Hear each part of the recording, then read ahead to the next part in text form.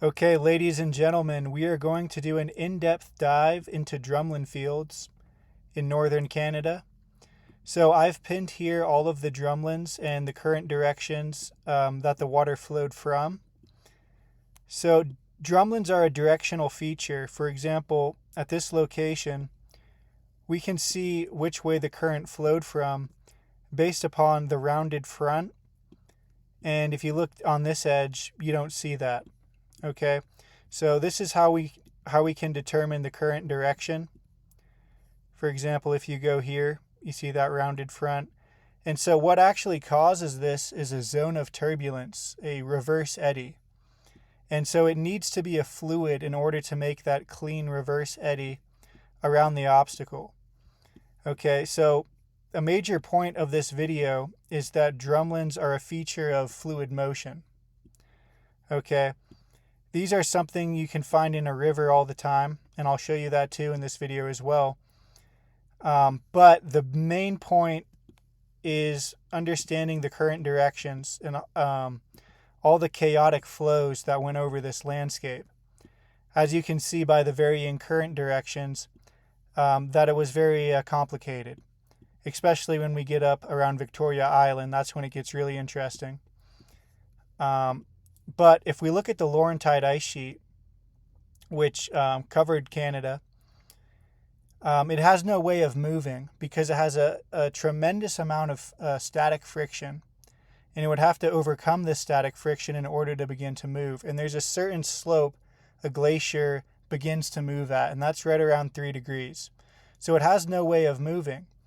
But the theory is that under the weight of the glacier, the force of gravity spread it out in a radial pattern. So if this theory is correct, you should expect to find drumlins radiating away from central Canada, probably somewhere around the Hudson Bay. Okay, so we're going to see if that expectation is met, and we're also going to understand that if it's spreading out under the force of gravity, the drumlins are going to be very consistent over long distances. You're not going to see many intersecting paths. You're not going to see paths that make sharp turns. Okay, that's what you should expect if it was made by a massive ice sheet. Okay, but if it was made by water currents, you would expect it to become much more chaotic and a lot of intersecting paths and curving paths. So we're going to start where to begin. I'll just begin here because I like this one. Okay, so south and west. Okay, so here we've got the south current.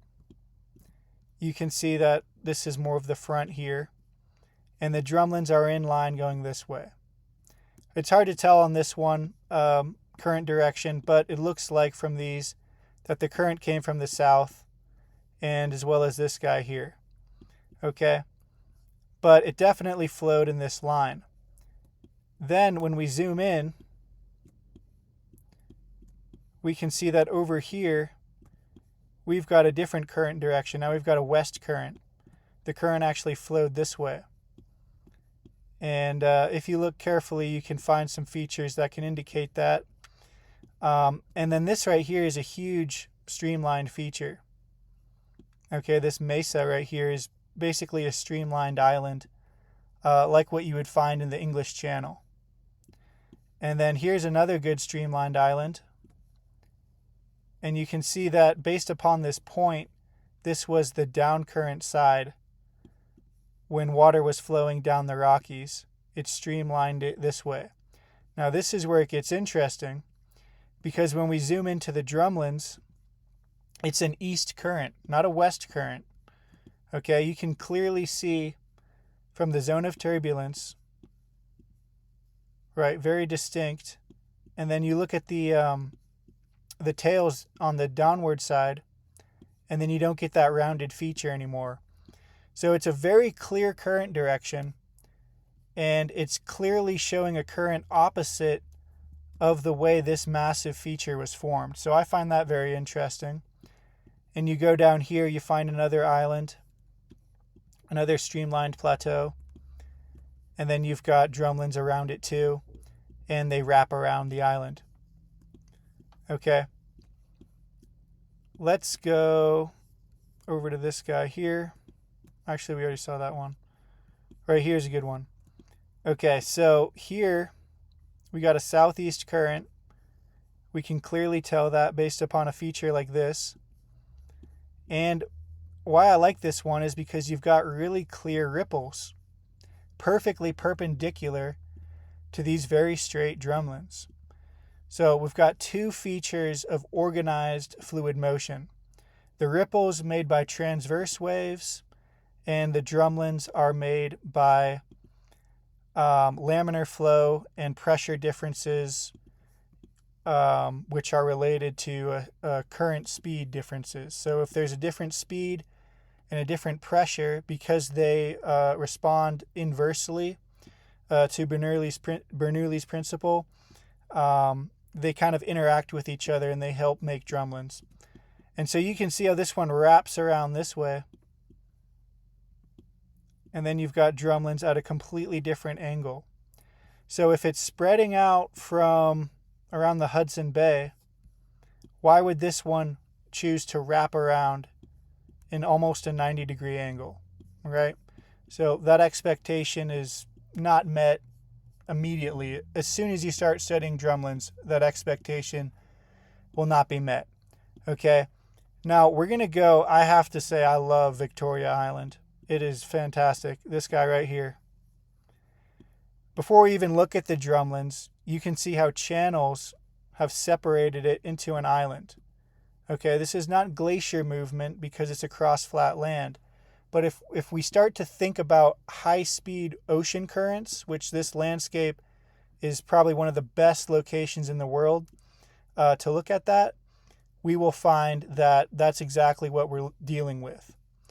Okay, this one's nice too. We got a channel coming through here. But let's look at these drumlins. Okay, clearly wrapping around this landmass. All right, these ones are really nice. Okay, you can see the more rounded head. It's kind of like you ever see those bike helmets that are that the pros use? They kind of look just like that. They got that streamlined shape to them. Rounded front and a pointed tail. And then here we've got a sharp intersection. Okay, this is super cool. When I first saw this, I was like, I don't know about that whole glaciers making drumlin story anymore. Because you look at this, it's hard to say if this was an east current, to be honest with you, but from the furrows coming across here, I think it's likely. Imagine a current washing through here, and it actually, you can see how it spreads out. Okay, it spreads out like an expansion bar, and obviously a feature of fluid motion because water or ice doesn't expand and contract like that. And then we've got the current that's swept along and it curved this way. And then if we go to this spot, we've got more of the south current here. And then we've got a current intersecting it at a right angle, right? These drumlins are at a completely different angle. Excuse me. Okay, so they're very chaotic. Now let's go over to this. I think we're on Victoria Island now. I love this drumlin field right here. The way it curves right into this, beginning of this channel, it actually separates this guy into an island. And if you look at this island, you can see how the drumlins peeled around both sides of it. So those huge streamlined mesas we saw earlier? This is the exact same thing on a smaller scale. And they come around, and you can actually see how they met right here. This is fantastic. So if you're, in class, somebody's talking about, the Ice Age and how glaciers made all these drumlins, just go to Victoria's Island and show them what's going on around Victoria's Island. So let's look at this path. So we can follow this path that wrapped around the coastline, kept going this way, and then we've got a current at the right angle to that. We can see that it was an east current quite clearly. And then now we've got another current direction intersecting it at almost 90 degrees. Okay? Then we go over here, and we got a huge, let me get it at the right, huge wrapping Drumlin field. And let's check the distance because I want you to understand how massive this is. You know, that little section is 127 kilometers. Let's go miles, 78 miles. So we're dealing with huge surfaces of land. And now we've got drumlins going from the south that this drumlin field covered up. And then now we've got an eastern drumlin field. Okay? So we've just looked at 4 or 5 intersecting drumlin paths in a row. All right, let's go 1, 2, 3, 4, 5, 6. Okay, quite chaotic indeed. And then look at this guy. This one wraps around. You can see the sharp curve of this. So this is fluid motion right here. We're not talking about ice sheets. This land is almost perfectly flat. And the drumlins go from sea level to sea level. So they have no regard to terrain. They don't need terrain to flow. And that's a big difference between glaciers. Glaciers need a slope to begin to move because they have all that friction. They're very heavy and they've got a lot of friction. Oh, look at this. And then, so check this out. You see this? These lines? Now we're dealing with, it's starting to become a ripple formation. And ripples don't have to form perpendicular to the current. There's plenty of examples of ripples forming at angles just like this. If the current flowed this way, it's very, very possible and very common that ripples can form at steep angles to the current flow. All right, here's a perfect one. If you've watched my channel, you've probably recognized this bad boy right here. This is like a north current, it looks like. And then it wraps around. And then now we've got a ripple, a ripple formation. You can tell right here. And it kind of looks like snake scales. It's very beautiful and very intricate. And so when the drumlins become more rounded, they almost transition into mounds. So if you know about mounds, you would know that they're a feature of a floodplain. And they take chaotic current directions to make them more rounded. While the current that flowed in the same direction very consistently, that's when you get the really straight drumlins. Okay? And so we can follow, actually this is cool here. So we've got the drumlins wrapping around this way and then wrapping up. And then here we've got drumlins cutting across and then a drumlin field. If you look, if you look carefully, you can actually see how this drumlin field connects and it curves. So there's a few drumlins that you can tell that by.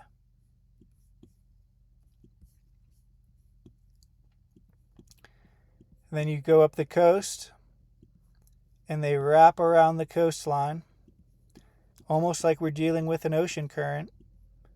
Here's another one that wraps around the coastline. This one's actually a little, not quite a perfect wrap, but right here you can see a huge front. And then downstream of it, that drumlin continues.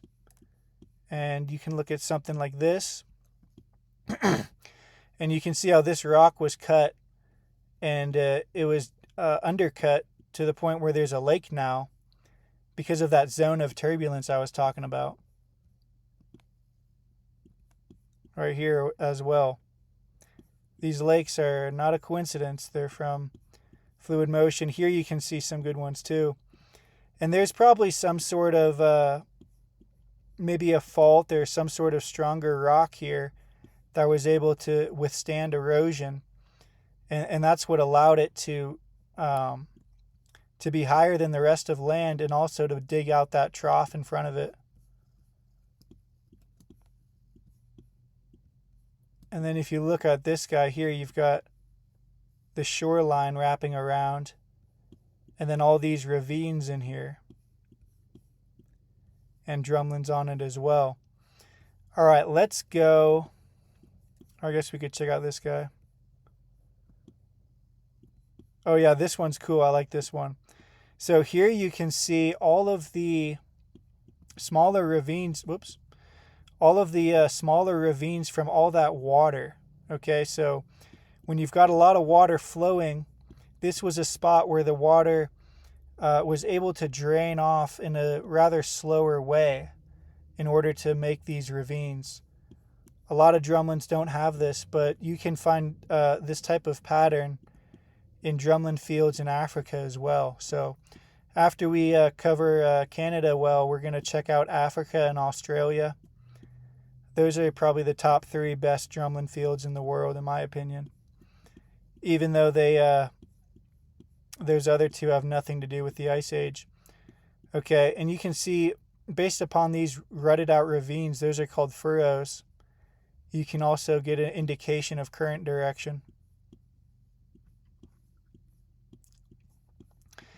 Let's actually zoom back to this guy. We've got some nice straight, very straight drumlins with a nice zone of turbulence. Too bad this is a little blurry. But right in front here, you can see how it was carved. And, ice has no means of doing that because it's not a fluid. It experiences no turbulence. So they call that laminar flow. And they flow more like a landslide than a fluid. People say, oh, they're fluid motion.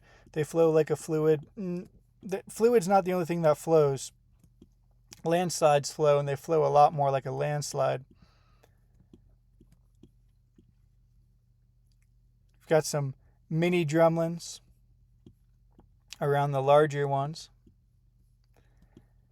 Now, these lakes here are actually a type of scour, right? So when you find long lakes, you should contemplate that they might be a scoured out feature of water erosion. These are commonly look at this guy, blanketly covered as kettle lakes, which are from the melting of ice. And kettle lakes definitely do form, and I'll show you some, but these are much clearer. Okay, so we can see how this streamlined feature is involved. Kind of flows right into Slave Lake. You kind of get a continuation of current motion. Where could we go next? Okay, these are cool. It's going a little slow. But this is actually really cool. Let me find the right spot. So right about here, we've got the nice drumlins with the rounded front. And then we've got, it looks like an opposite current direction. And that could be very possible. It seems like that is a recurring feature that I've seen on these landscapes. And then as they go to the coastline, they make these coves. Okay, and you got a drumlin right in the middle of the cove.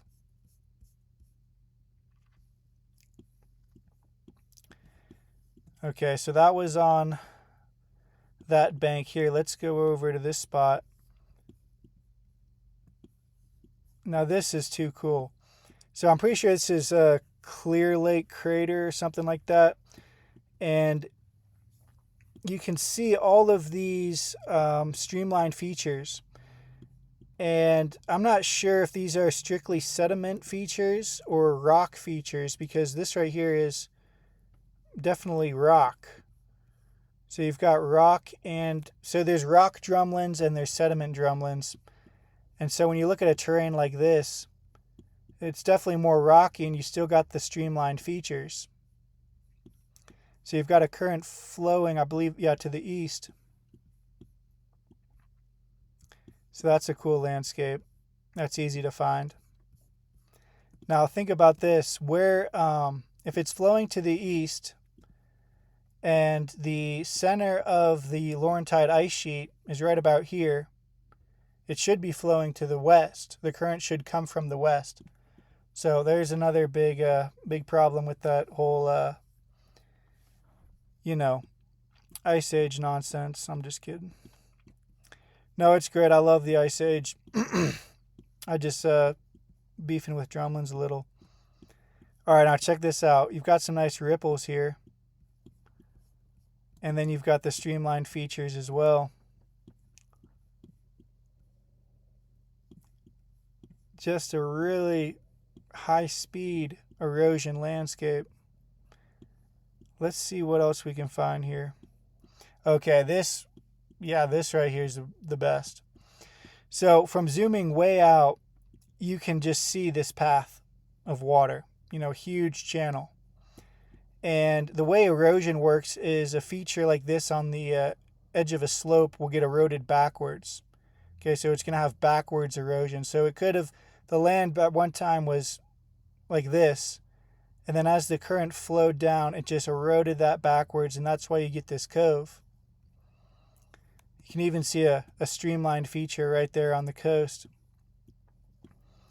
And then you've got ripples and streamlined features all over the place here. And some really straight drumlins as well. But this is my favorite. Check this out.